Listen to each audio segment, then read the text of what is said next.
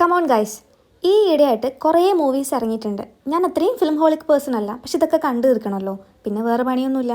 അതുകൊണ്ട് തന്നെ നമ്മൾ ഫസ്റ്റ് കാണാൻ പോകുന്നത് ലേറ്റ് ആയിട്ടാണെങ്കിലും എമ്പുരാനാണ്. ആൻഡ് ഫുഡ് മസ്റ്റാണ്, അത് നോട്ട് ദ പോയിൻറ്റ്.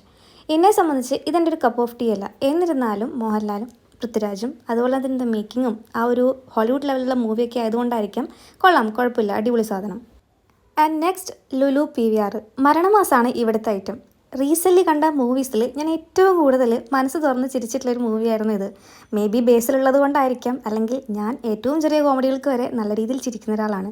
സോ അതുകൊണ്ടായിരിക്കും മേ ബി എല്ലാവർക്കും വർക്കൗട്ട് ആയിട്ടില്ല എന്നുള്ള റിവ്യൂ ഞാൻ കേട്ടിട്ടുണ്ടായിരുന്നു. ബട്ട് എന്നെ സംബന്ധിച്ച് നല്ല രീതിയിൽ വർക്കൗട്ട് ആയിട്ടുണ്ടായിരുന്നു. ആൻഡ് ദ നെക്സ്റ്റ് ഷേണൈസിൽ ബസൂക്കയാണ്.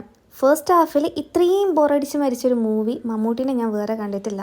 ഗെയിം ഇൻസ്പയർഡൊക്കെയാണ്, കാര്യം കൊള്ളാം. ആൻഡ് സെക്കൻഡ് ഹാഫ് പിന്നെയും കുഴപ്പമില്ല, കണ്ടിരുന്ന് തീർത്തുന്നല്ലാണ്ട് ഒരു okay movie for me personally. Next PVR ഒബ്രോണിൽ ജിംഖാനയാണ്. നസ്ലിനൊക്കെ ഉള്ളതുകൊണ്ടായിരിക്കാം എനിക്ക് കുറച്ചുകൂടി എൻഗേജിങ് ആയിട്ട് തോന്നിയൊരു മൂവിയായിരുന്നു. ടിപ്പിക്കൽ നായകനും നായകൻ്റെ ടീമും എപ്പോഴും ജയിക്കണം എന്നുള്ള കോൺസെപ്റ്റിൽ നിന്ന് സംതിങ് ഡിഫറെൻ്റ് ആയിട്ട് വന്നിട്ടുള്ളൊരു മൂവിയായിരുന്നു. ആൻഡ് എക്സൈറ്റിംഗ് ആയിരുന്നു.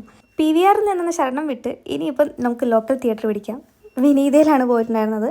പ്രത്യേകിച്ച് ഒരു എക്സ്പെക്റ്റേഷൻ ഇല്ലാതെ കാണാൻ പോയതായിരുന്നു തുടരും, അതും രാവിലെ 7 മണിക്ക്. നല്ലൊരു മൂവിയാണ്, ഒരുപാട് ടെസ്റ്റുകളും നമ്മൾ ഒട്ടും എക്സ്പെക്റ്റ് ചെയ്യാത്ത ഒരു സ്റ്റോറി കാര്യങ്ങളൊക്കെ ആയിരുന്നു. ദ ലാസ്റ്റ് വൺ, അടുത്തെങ്ങും ഇത്രയും ബോറടിച്ച് ഞാൻ ഒരൊറ്റൊരു മൂവി പോലും കണ്ടിട്ടില്ല, അതും സൂര്യയുടെ. ഇതിനൊക്കെ നമ്മൾ കുറച്ചധികം എക്സ്പെക്റ്റ് ചെയ്ത് പോകുന്നതാണല്ലോ. സോ ഇതെൻ്റെ ഐഡിയ പോയി ഇതിൽ നിന്ന് കാണിച്ചു തരുന്നു.